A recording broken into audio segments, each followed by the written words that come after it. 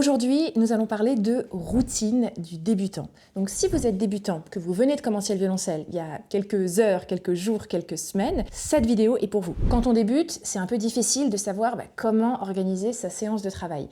On n'a pas encore joué plein de morceaux, plein d'exercices. Peut-être qu'on ne sait pas encore poser les 4 doigts. Au début, on commence par poser juste le premier doigt, puis le deuxième.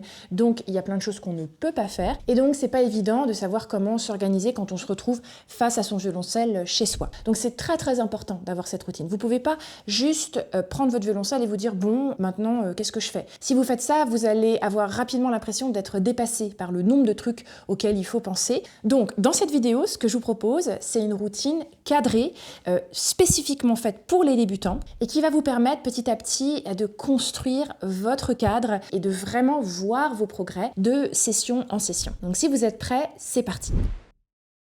La première chose qu'on va faire ensemble, c'est de bien s'accorder. Super important de s'accorder au début de chaque séance. Déjà que le violoncelle, c'est pas évident d'avoir tout de suite un joli son juste avec les doigts aux bons endroits, mais si en plus vous n'êtes pas accordé, vraiment vous vous rendez pas service. Donc prenez toujours le temps de vous accorder en début de séance.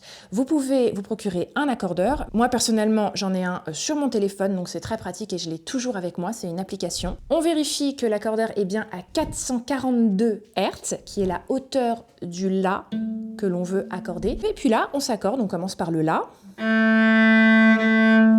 Quand vous vous accordez, vous utilisez les petites vis qui sont en bas sur votre cordier. Et si la note est trop haute, vous dévissez. Si la note est trop basse, vous vissez un petit peu. Là, tac. Donc ensuite, on passe au Ré.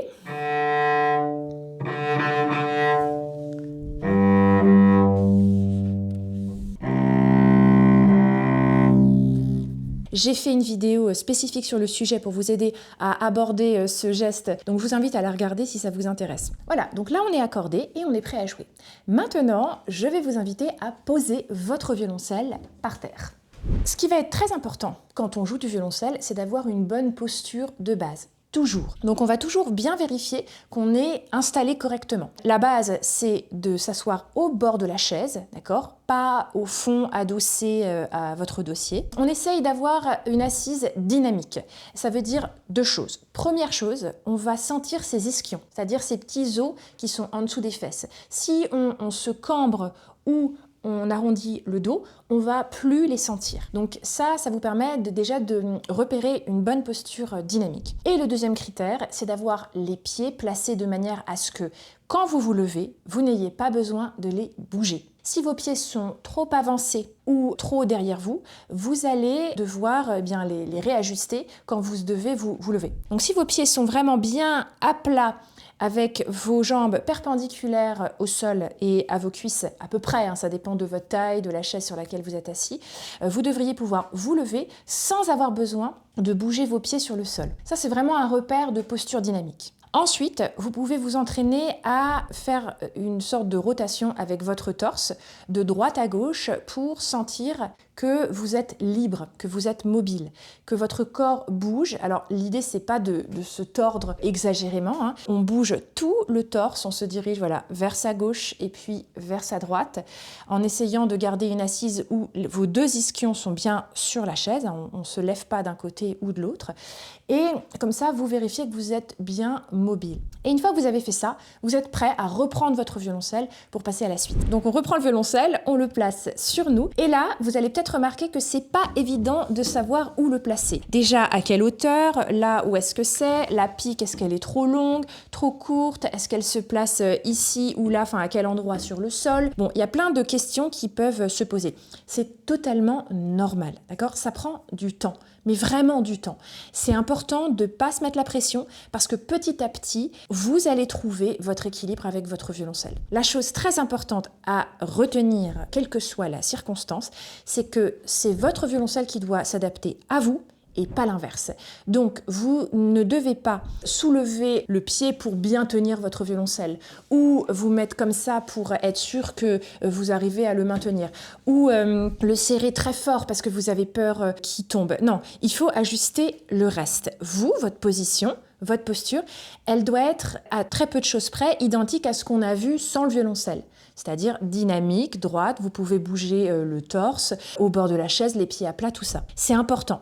Donc, vous allez poser votre violoncelle et vous allez essayer d'observer les endroits où il y a de l'inconfort. Est-ce que vous avez l'impression que votre violoncelle est vraiment trop haut? Par exemple, voilà, là, il est clairement trop haut. Les chevilles sont vraiment au-dessus de mes oreilles. En plus, le haut du violoncelle, là, il est vraiment au-dessus de ma poitrine, donc c'est trop haut. Là, il va être beaucoup trop bas. Vous trouvez un entre-deux, quelque chose qui vous permet d'avoir votre violoncelle proche de votre cou, de vos oreilles, de votre épaule, sans que la tête ne vous touche. Donc ça va être un petit peu le curseur ici. Ça va peut-être être difficile de trouver cet équilibre parce que votre pique va être beaucoup trop courte ou trop longue. Donc il faut vous préparer à tester, à essayer plusieurs choses. Est-ce que c'est la pique qui est trop longue ou est-ce que c'est la pique qui est mal placée? Donc prenez le temps d'essayer plusieurs choses. Et encore une fois, c'est normal que ça prenne du temps.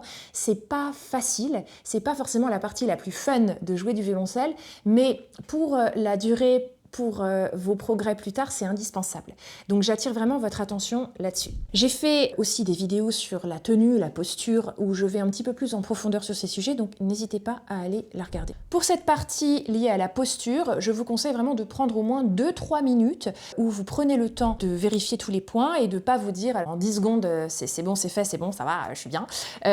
Prenez vraiment le temps de vous dire allez, j'ai 2 minutes ou 3 minutes consacrées à la posture, donc on vérifie ces choses-là. Et il faut vous dire que ce temps que vous allouez à votre posture à chaque séance de travail, c'est du temps que vous gagnez plus tard parce que vous allez éviter des douleurs, vous allez éviter des crispations, donc vraiment c'est du temps bien investi. Maintenant on va passer à la suite de notre routine de travail et on va jouer des cordes à vide. Les cordes à vide, ça se joue soit en pizzicato, soit à l'archet. Si vous venez de commencer le violoncelle vraiment hier ou avant-hier, probablement que vous n'avez pas encore travaillé votre tenue d'archet et que vous jouerez en pizzicato. Et si ça fait quelques semaines que vous jouez, probablement que vous savez déjà jouer un petit peu avec l'archet. Quand on joue des cordes à vide en pizzicato, on va vraiment prendre le temps de se placer avec le pouce contre le bas de la touche pour avoir vraiment un appui. Et ensuite, on va aller faire les pizz avec l'index et on va jouer les cordes à vide en pizzicato.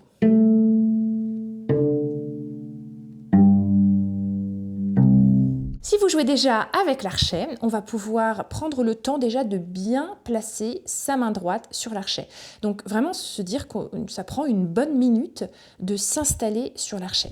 Donc j'ai fait une vidéo aussi spécifique pour apprendre à tenir son archet où je vais vraiment dans le détail de chaque étape, donc je vous invite à la regarder. Mais en tout cas, sachez que ça prend du temps de bien se placer, de vérifier que les doigts sont au bon endroit, d'enrouler sa main, d'aller poser son pouce au bon endroit, de vérifier qu'on a un angle du poignet qui est bien dirigé vers votre gauche et de ne pas vous retrouver affaissé vers la droite. Donc il y a tout un tas de petites choses qu'on apprend petit à petit à régler et qui à la fin vont vous permettre d'avoir une tenue d'archet fluide, agréable, dans lequel vous ne serrez pas votre archet, vous ne vous crispez pas et avec laquelle vous pouvez jouer vos morceaux avec plaisir. Et ensuite, on pose son archet sur la corde et on va pouvoir faire des cordes à vide.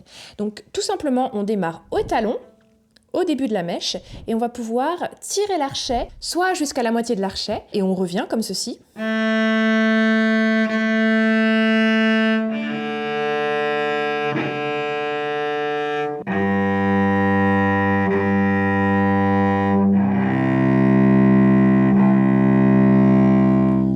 On peut même faire tout l'archet vraiment jusqu'à la pointe.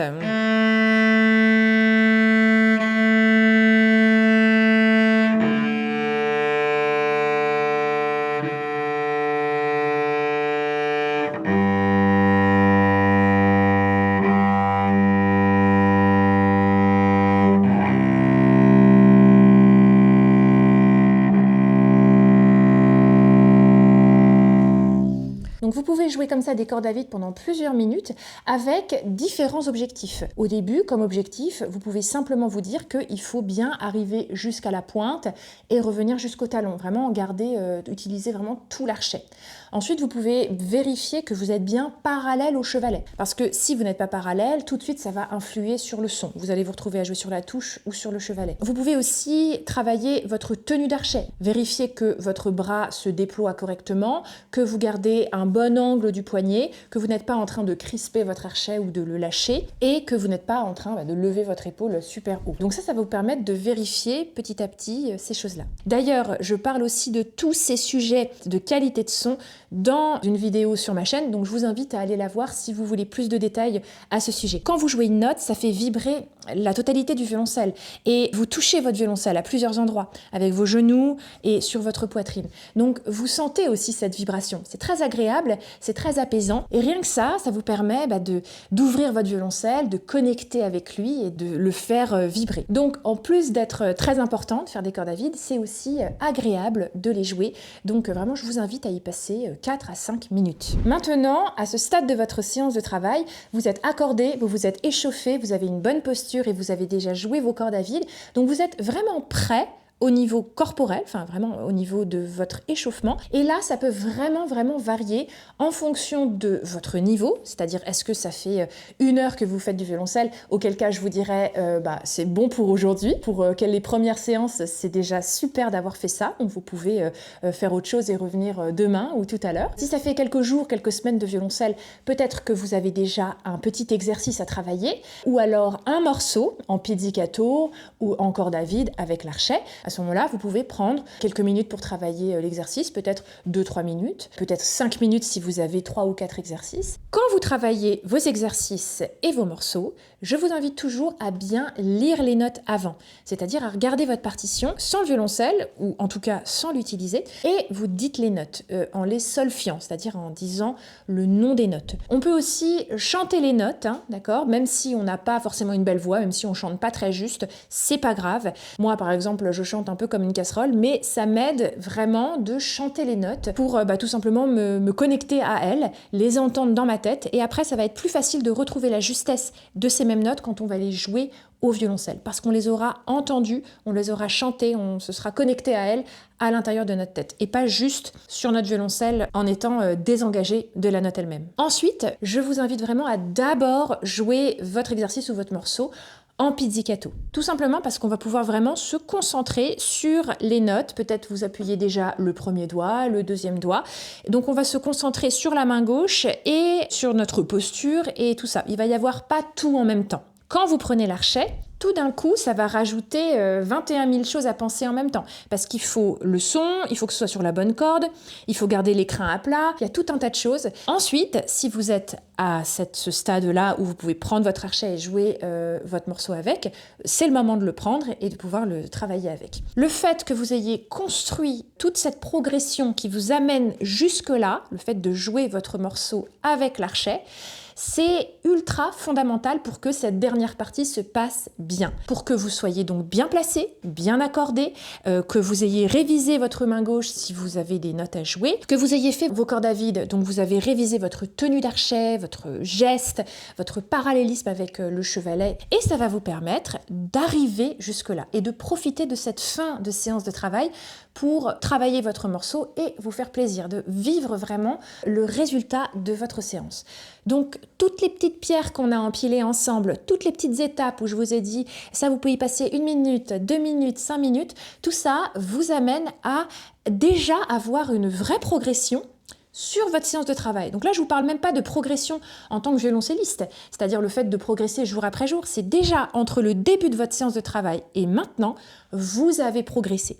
On a ritualisé les étapes, on a cadré presque minute par minute les choses et ça vous a permis, là maintenant, d'arriver à la fin de votre séance de travail. Donc déjà, je voudrais vous féliciter d'avoir suivi cette vidéo jusqu'au bout et d'avoir vraiment pris le temps d'écouter ces étapes. Parce que ça peut paraître un petit peu rébarbatif vu de l'extérieur, je le conçois totalement. Minute par minute, tout cadré comme ça, à la base, le violoncelle, on fait ça un petit peu pour se libérer, donc ça peut paraître contraignant de tout cadrer au millimètre près. Le but, c'est de vous donner un cadre pour vous permettre ensuite d'évoluer autour. Vous pourrez adapter cette séance de travail comme vous le souhaitez. Vous pourrez changer les durées. Vous pouvez décider que là, je compte pas, je laisse les choses me mener là où elles doivent me mener. Et vous pouvez vraiment avoir une grande liberté autour de la séance de travail. Mais le fait d'avoir un cadre de base et une structure précise que je vous déroule petit à petit va vous permettre d'avoir un point de départ et d'avoir des repères. Donc c'est ça qui est très très important pour progresser et pour sentir que vous progressez. Parce que si vous progressez parce que vous travaillez beaucoup, mais que vous percevez pas cette progression parce que votre séance de travail n'est pas cadrée et que du coup vous avez l'impression de stagner, de régresser, vous allez vous décourager. Donc c'est pour ça que c'est quand même important de bien cadrer les choses et de structurer votre séance. J'espère que cette vidéo vous a été utile. Encore félicitations à vous et je compte sur vous pour me dire en commentaire comment s'est passée votre séance de travail. Est-ce que vous auriez des choses à rajouter, à suggérer, des choses que vous faites qui marchent bien pour vous? N'hésitez pas à les partager avec la communauté et moi-même, je serai vraiment ravie de vous lire. Et surtout, n'oubliez pas de vous abonner à ma chaîne pour des contenus autour du violoncelle chaque semaine. Je vous souhaite une très bonne journée et une bonne pratique du violoncelle. Ciao à tous!